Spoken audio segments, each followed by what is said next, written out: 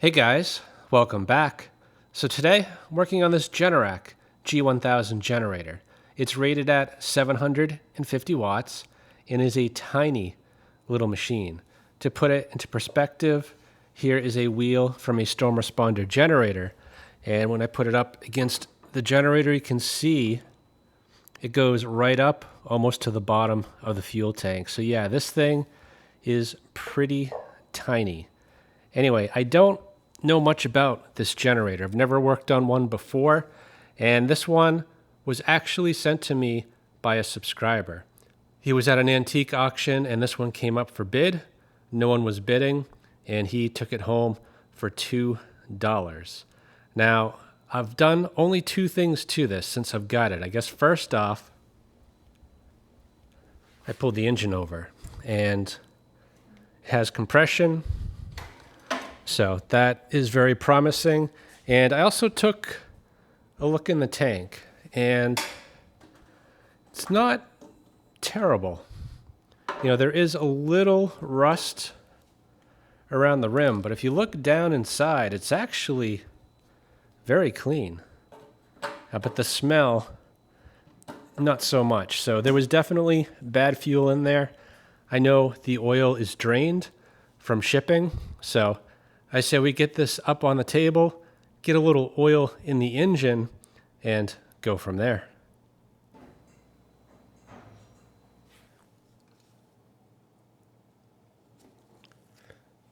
It's interesting, the oil fill looks a lot like what you'd see on a Briggs & Stratton. At least the outside does. Not so much the rest of the engine. Anyway, let's get some 10W30 in there.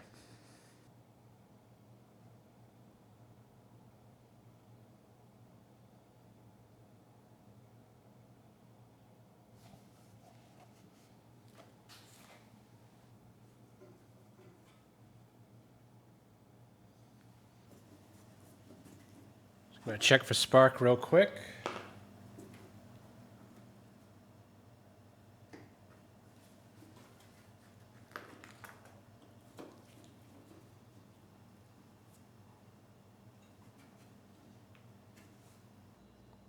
The plug's loose in there, and it's pretty rusty. So I'm going to actually blow that area out.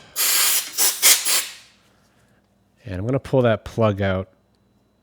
It does need to be replaced, so I'm hoping I have a better one that I can put in its place.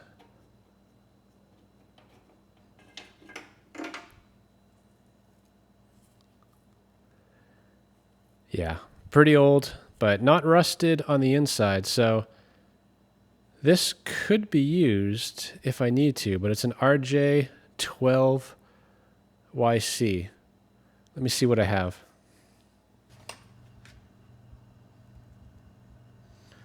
RJ19LM. I think that's going to be what I have. But maybe I have something better. This one looks right.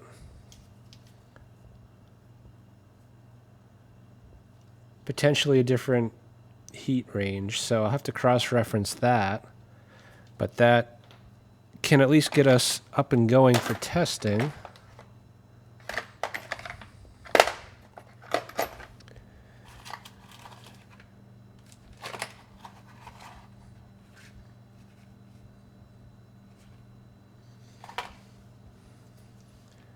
Yeah, I think that's our winner for now.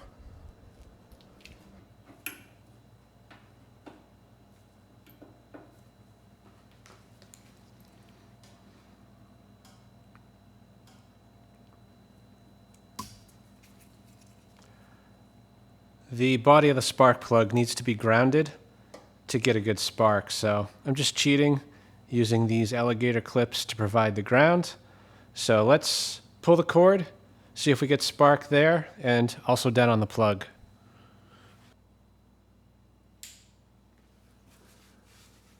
All right, switch on. Got good spark. Let's turn the switch off. Still got good spark. So the good news is the engine will run, but once it does, we can't shut it down until we get that issue sorted out. But yeah, I'm not too worried about that yet. Let's check the plug.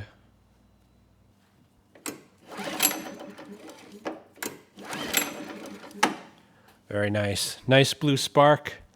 So I think we have compression. We definitely have spark. I'm sure timing is fine. Fuel, it's almost always the issue. I say we put a little bit down the spark plug hole, put the plug back in, get a light plugged in, and see if this thing fires up and makes power.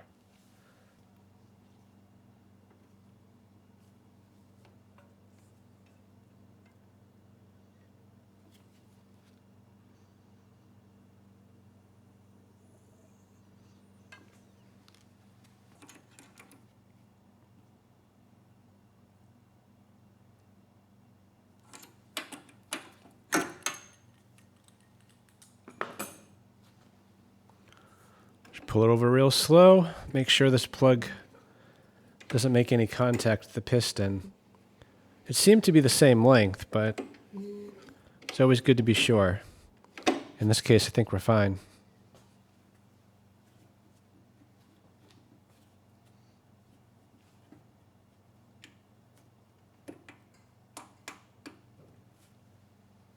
Guess we'll check the airbox real quick. No critters.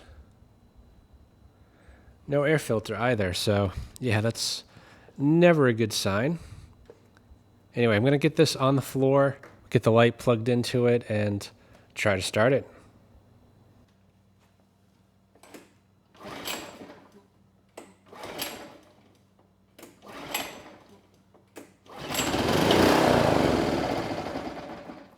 Nice.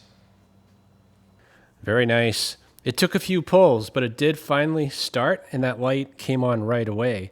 The engine actually was very quiet and sounded really good. So I am tempted just to put some fuel in the tank and pull it over and see if that carb is any good, but that switch doesn't work. So there'll be no way to shut it down, and on the off chance the carb is good, I want some way to shut it down. So let's get it back up on the table.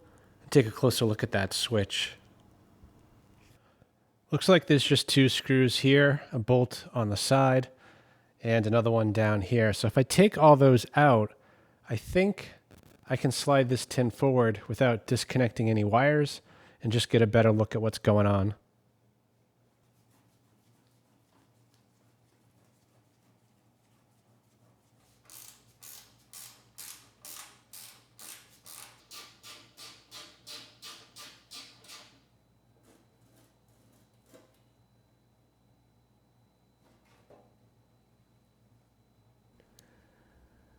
It's amazing how thin gauge these wires are. I mean, granted, this is only rated at 750 watts, so it doesn't need to carry, I guess, what, more than 6 amps? But still, tiny little wires. Anyway, the switch in question is right here. And there are currently 4 wires connected to it. And there's a tab right here that has nothing on it. So logically, I would say this wire dangling right there should go on in that spot. Now, as far as the other wires, what are they? I would say it's just power for this green light right here. We have one wire running over to the neutral, and these bottom wires that are red going over to the live. So these 3 wires power that light. And the green wire, I would say, is a source of ground. And when you shut the switch off, it should pass that ground over on this wire, which goes in right there to where the flywheel is. So yeah, I would say this is what needs to be connected. But let's just double check with the multimeter, make sure that this green wire has a ground, that when I shut the switch off, it sends the ground over to here. And then if you really wanted to be sure, you could test the resistance of this to the ground. And this is going to go through the primary coil of the ignition system and should have something, I would say, in the 1 ohm range. But yeah, I'm not sure exactly on this generator what it would have, but I guess it would not be a dead short like this should be to ground. And I guess another fun fact, this filter box, I was trying to get this cover off, but it doesn't actually come off. That's how it should be. So yeah, very interesting. Anyway, let's double check this. And if it is what I think it is, we'll get it connected and we should be good. Got the multimeter set to measure ohms, and hopefully you can see everything in here. It's pretty tight. Anyway, I'm going to touch one lead to the ground of the generator and the other one to this tab. Now, the switch is set to off, so we should get basically a direct connection, which on this multimeter would be about 0.1 ohms, and that is what we're seeing. So let's turn the switch on, and that should go away. And it did. So yeah, I think that wire should go right here. That will most likely ground things out. The other thing we can test is just what the resistance is from this wire, which goes to the primary of the coil, to ground. And I have no idea what it should be on this generator, but on most I would expect at least an ohm. And in this case, we're quite a bit lower, about 0.2 to 0.1. So it's somewhere in between. So not quite a direct connection, but it's a lot lower than I'd expect it to be. So that is a little suspicious. Without the specs on this, I can't say if that is a problem. So let's reconnect this wire to this tab, put the panel back on, and we'll get the spark tester back on there. We'll just test it and make sure that this can kill spark.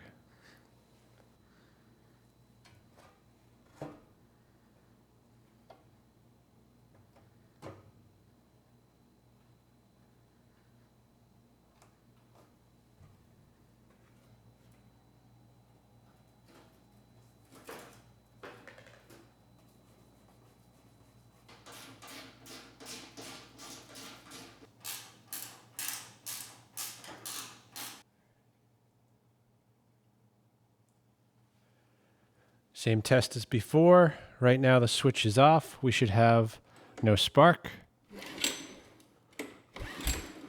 And there's nothing. Switch on. And we get spark. Beautiful. So let's add a little bit of fuel to the tank. See what happens. Actually, first, let's take a look to see if there's anything in the carb. Now this carb, it looks kind of like a Mikuni. They usually use this tiny little screw that often breaks on old equipment like this, but this one's still intact. And yeah, nothing is coming out. So that might be a good thing or a bad thing.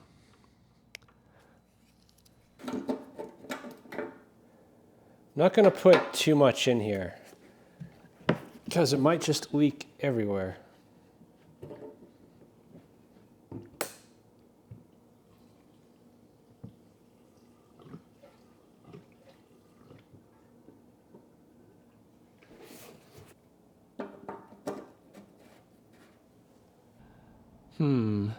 Not sure which way is on. I think that is Japanese.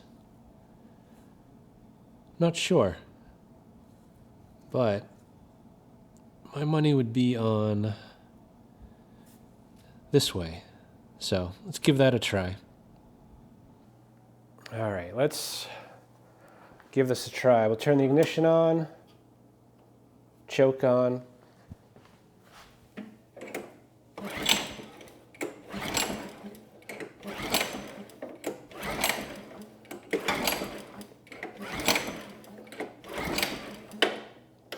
Try choke off.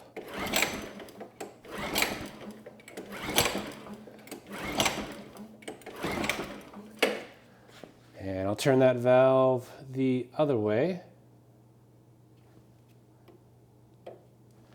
Choke back on.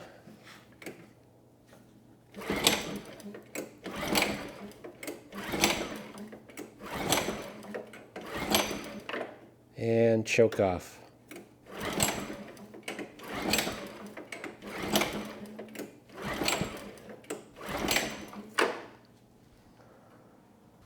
Unfortunately, we get no signs of life, so yeah, I would say that carb needs to come off and be cleaned. Let's just double check that I put enough fuel in the tank.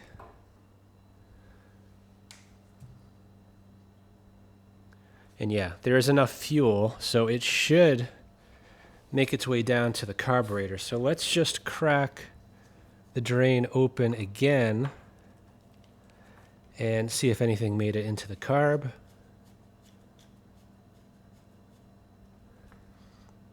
Yeah, nothing's coming out in either position. So yeah, let's get the carb off. We'll get that cleaned up. These lines actually aren't in great shape either, so we'll get those replaced and we'll try this again. All right, let's start just by pulling the fuel line and see if we're getting any flow from the tank down to this point.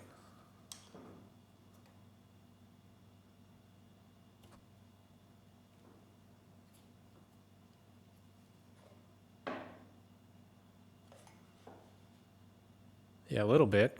Actually, a lot of junk just came out of there. So, yeah, not a good sign.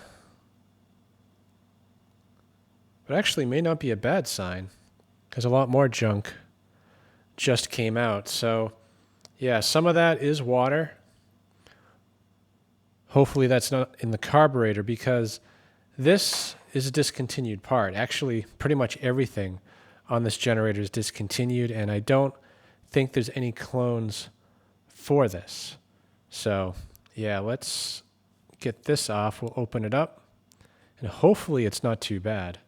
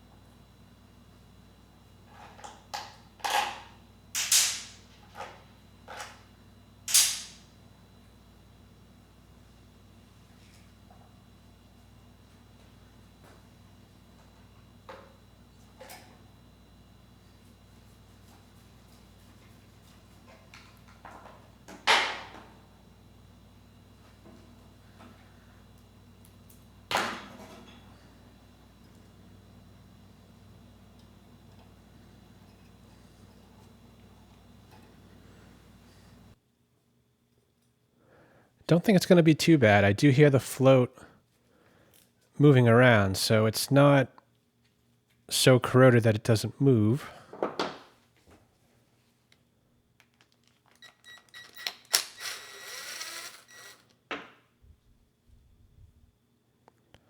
But there is a little rust on the bolt, so there is corrosion in there for sure.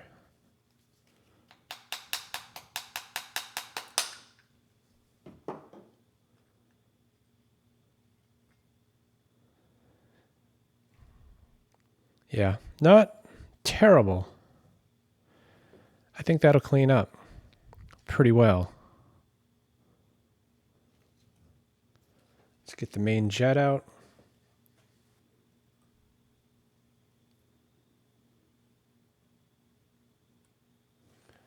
Maybe not.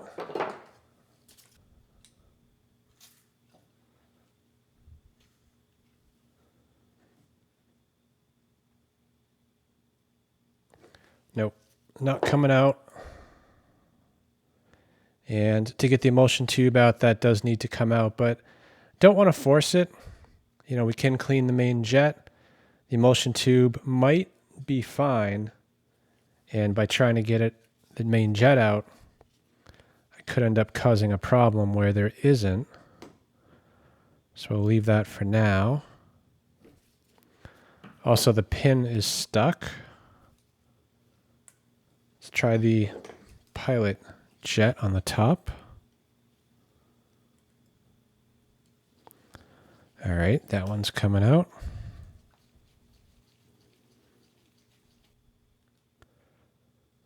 Doesn't look too bad. And then there's an adjustable jet right here. So I'm going to screw it in, just see where it's set at right now before removing it.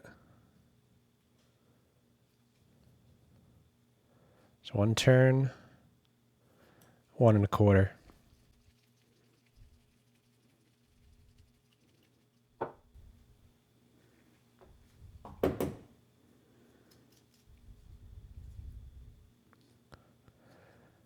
And yeah, that's pretty much it. You know, I do need to get this stuff off. I am going to probably run it through the ultrasonic just like this. I'll take it out, have another go at these, and then clean everything up and soak it in the ultrasonic again. Actually, let me try the main jet with the impact. This is on the lowest setting, so it shouldn't damage it, but the shock of the hammering a lot of times will break it free. All right, let's try the medium setting. There we go.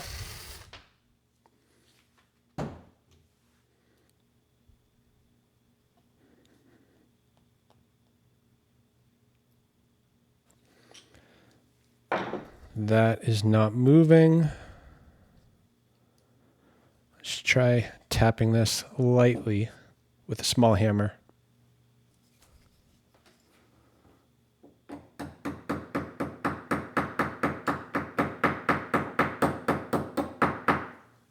Yeah, just started moving.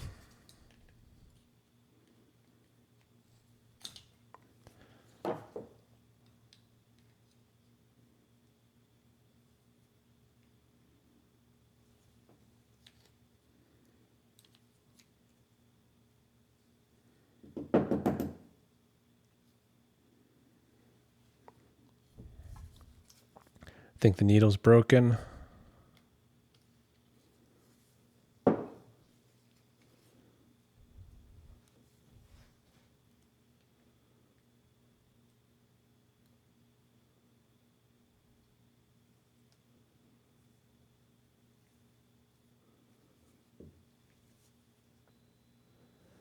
Yeah, there's something missing here. The needle, I would assume, should somehow be attached to that. Usually there's a little wire that connects the two, and I don't see that wire anywhere. So it may have rusted and disintegrated, which, yeah, that is a problem because there are no parts for this. So let me just double check the parts diagram. You know, potentially I have something that could work, but without a way to secure that needle, this carb is not going to work. All right, we may have gotten lucky on this one. This is the parts diagram for the carburetor, and I'm zoomed in pretty far. You can see the resolution is very poor, but the diagram does not show the wire that I see on most Mikuni carbs, actually on all of them that I work on, and I was envisioning it to look something like that. You can see that wire at the top, which kind of hooks on to the float. So this one, I think, just relies on gravity to open that needle, and this flat spot here will push the needle closed when the bowl is full. So that's good news. I think we have everything we need. And a little side note here, the same parts site indicates that the engine here is a Kawasaki model FA 76. Try that emulsion tube again with the help of some PB Blaster.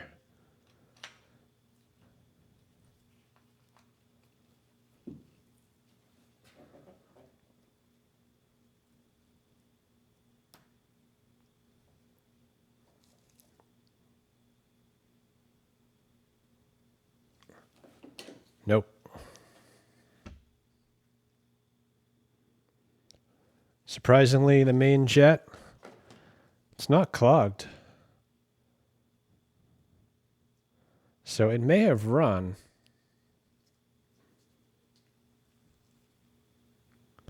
But we'll just run through it, get any junk that might be in there out. Check the pilot.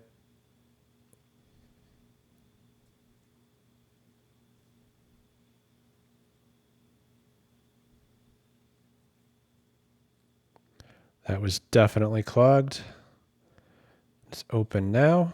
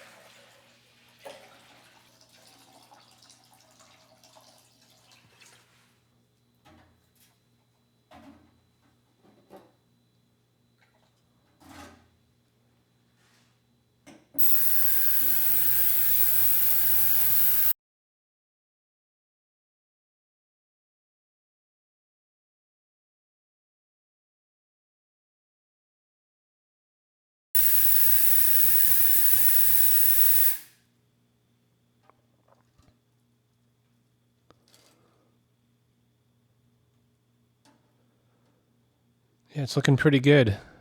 Initially, I thought that was oil, but the carb is just painted black. Let's see what the bowl looks like. Yeah, not bad. I'll give it a few more minutes. Maybe try that emulsion tube one more time. I think I got it.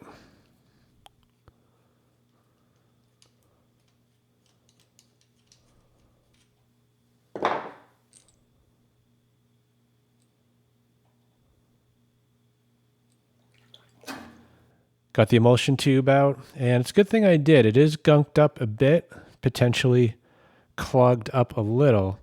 So I'm just going to use a wire brush. We'll get some of that stuff off. Make sure all those little holes are open, and we'll give it a few more minutes, and we should be good.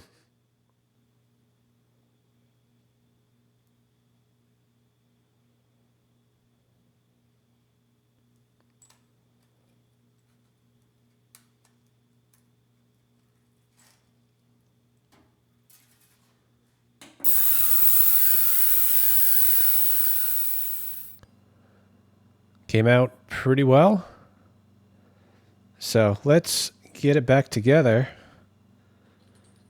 See if it runs as good as it looks.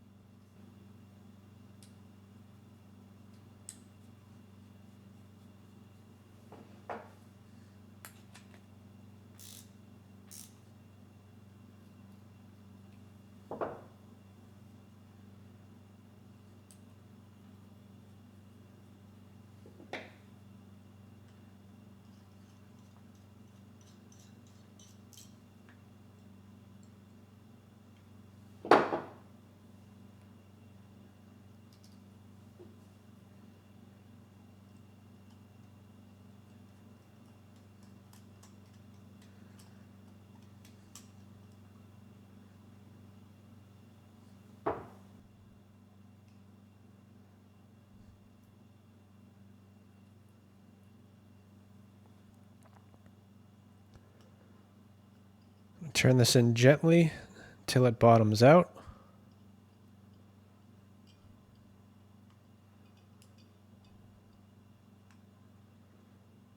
Just right about there.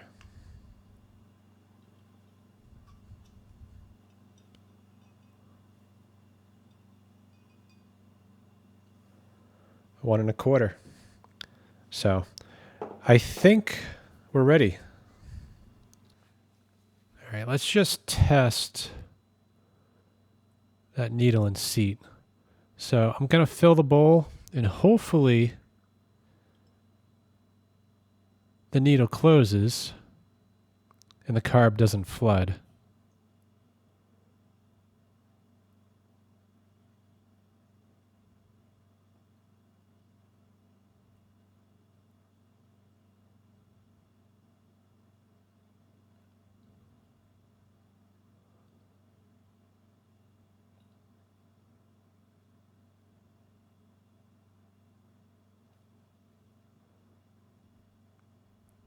It's slowing down, and it stopped. So I'm just going to leave it like this for a bit. Let's move back to the generator and deal with the fuel lines. These lines actually are in very good shape. They are flexible, and there's no cracks. So I'm going to leave these in place. I think anything I put on is going to be of lesser quality and not going to hold up as well as these have. So let's just open up the sediment bowl, make sure that's clean, maybe run a little more fuel through the lines to clear them out. And I'm going to add an inline filter right there. There was no filter in the tank and really nothing preventing junk from going into the carburetor aside from that sediment bowl. But I think an inline filter will just add a little bit of security.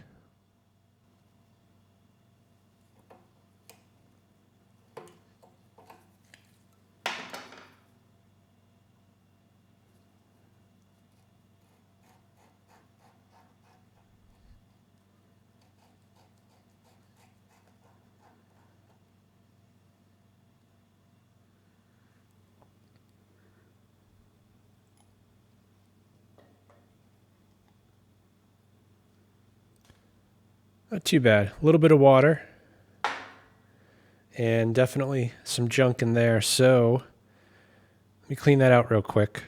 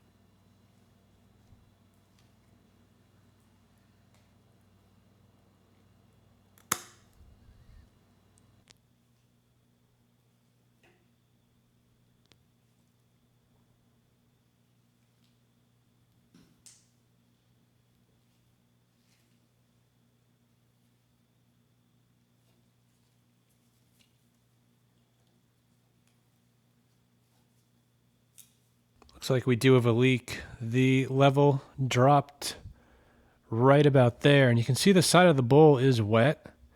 It is a very slow leak, so I'm not sure there's too many options I have here. I can't get a new seat or a new needle that I'm aware of for this carburetor, but I'm going to take it apart real quick.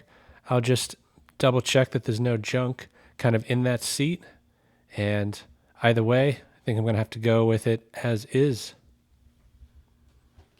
As far as the airbox goes, I ended up just cutting another filter to fit, and it's important you cut it in such a way that it makes a snug fit all the way around. In this case, I cut it a little bit oversized, so it would fit in there real nice.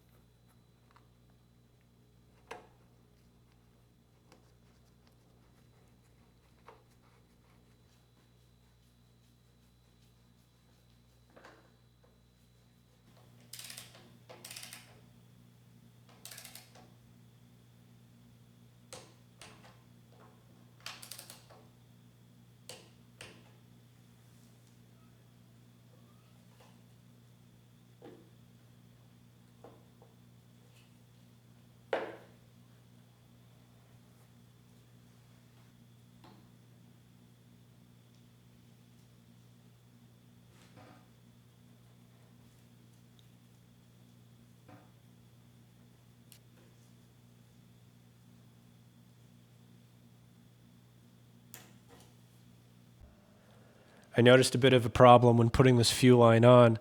The pipe that goes into the carburetor, it's a little loose. And now that it's connected, when I turn the fuel valve on, I can see fuel very slowly seeping out and kind of puddling down here. And if given enough time, it's going to soak the fuel line and start dripping on the ground. So that is a bit of a showstopper. This carburetor, I don't think it's available new. There's no clone options, and I checked the used market, and so far have come up empty. So yeah, this generator I would say is not usable in this condition. That said, I do want to get that control panel back on. We'll get it back down on the ground, hook up the light, and I want to run it for at least a minute. Make sure it's making good power, that the governor has control of the speed, and that there's nothing else wrong with this generator. And if everything checks out, I'll put out the search and see if I can't locate another carburetor for this generator.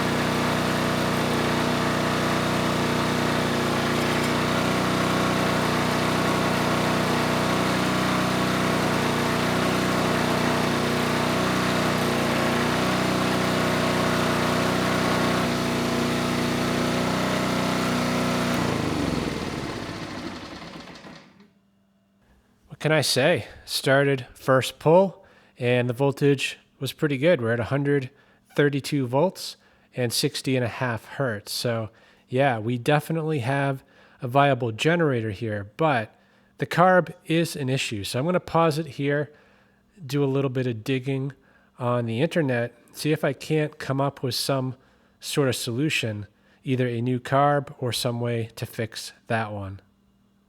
It's the next day, and I looked, but I cannot come up with anything to replace this with, new or used. So my initial thought was to just try to press this pipe in a little bit more. You can see there is a gap there between kind of that ridge and the body, but when you look on the other side, there is no gap. So I think at some point something just banged into this, deformed the pipe, or potentially warped the aluminum. Really, the best way to get this fixed is to bring it to a machine shop and have them repair it properly. But, you know, in the end, this is an old generator and only a 750 watt one at that. So that expense would definitely exceed the value. So I checked my stash for anything that might fit. And this one was the closest. This is a Mikuni clone, and for the most part would work, but the spacing between these holes, it's too tight. So it won't mount up to the engine. And all these others have issues that make them really unusable. So I think as a last ditch effort, I am going to take this little wire wheel, just get the paint off all around the fitting, and put a bunch of JB Weld on it. That should stop the leak.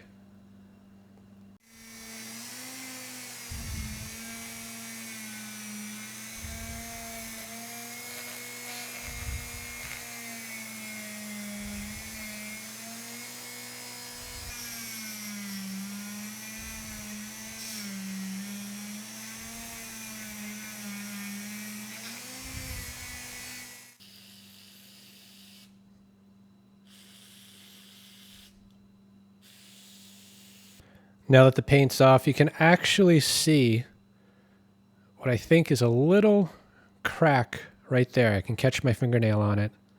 So the fuel could be coming from there, or both. So yeah, we'll put a lot of JB Weld kind of all around this area and hope for the best.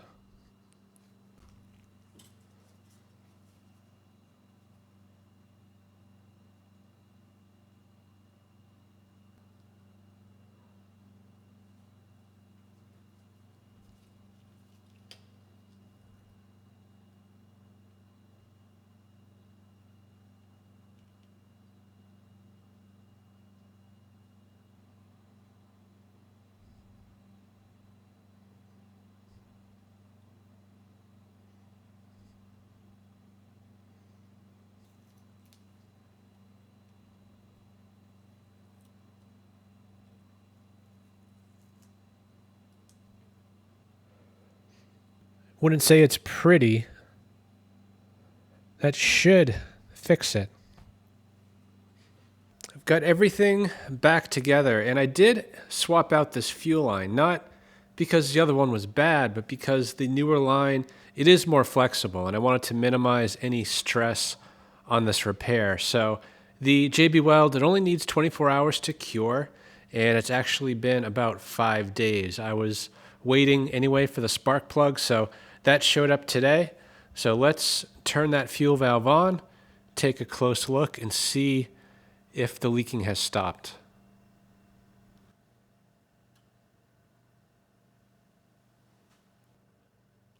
Yeah, so far so good. It's been about a minute. Everything looks really dry. So I'm going to let this sit as is. We'll get the new plug installed and we'll check back.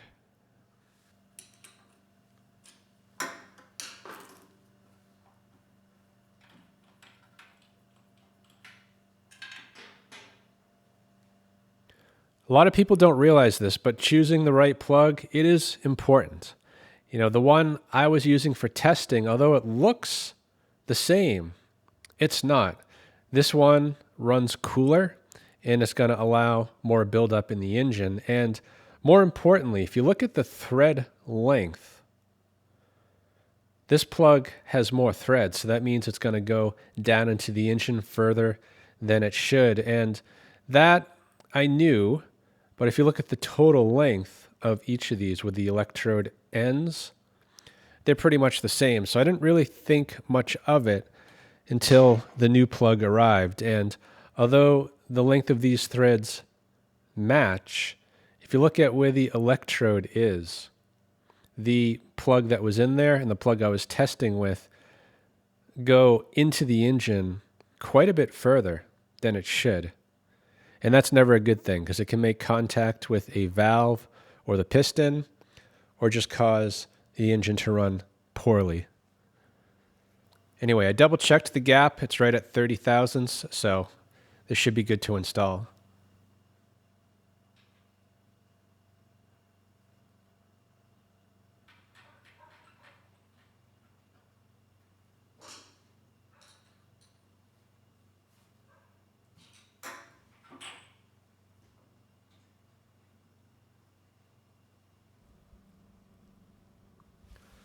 Looks like we're still dry.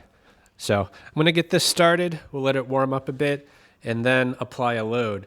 This heater on low will pull about 600 watts and that light is 70 watts. So that'll bring it pretty close to the rated load on this generator. So let's see how it does.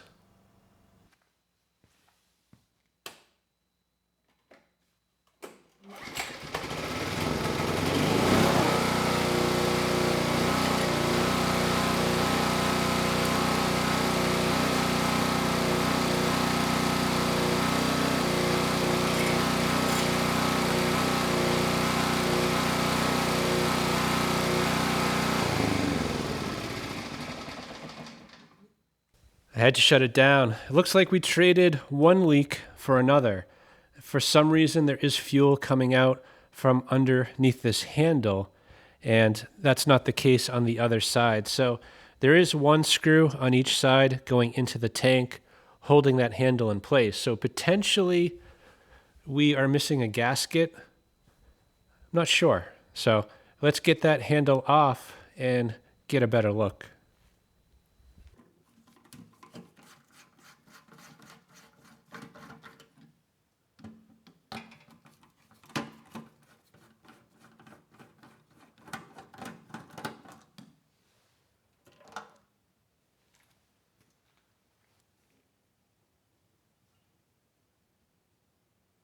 The tank's cracked.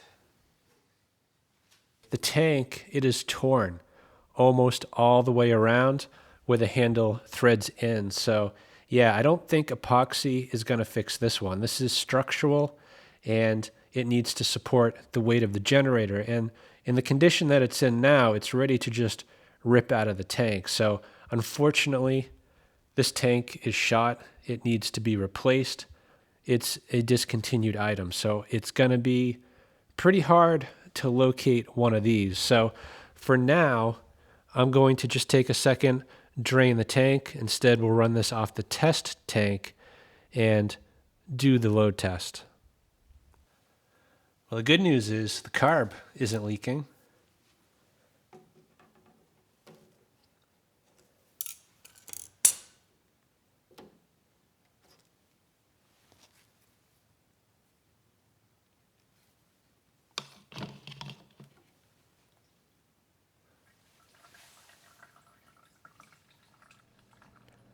All right, let's try this again. I've got the external tank hooked up to the generator, and I've also brought the oscilloscope out. The plan is to start it up. We will load test it, check the output with the kilowatt, and if it looks good, I'm going to unplug the kilowatt. We'll plug in the oscilloscope and take a look at that sine wave.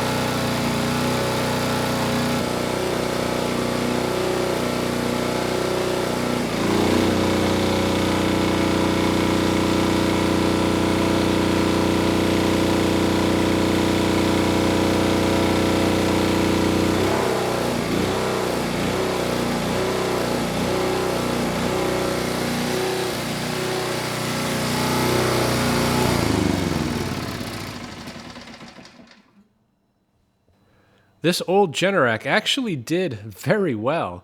Under a 600 watt load, the engine speed only dropped by 0.5 Hertz, and the voltage also did well. It started at 133 volts, and under a load, it held at about 122 volts. So both the engine and the generator are doing a very good job.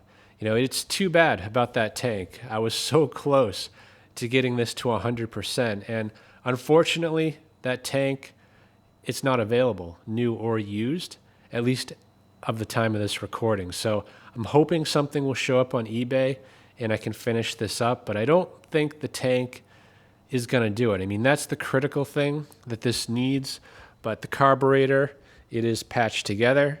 That should be replaced as well. And there's actually supposed to be a heat shield right there, and that is also missing. So I don't want to call this a parts machine, but it's going to have to go on a shelf until I can locate those parts.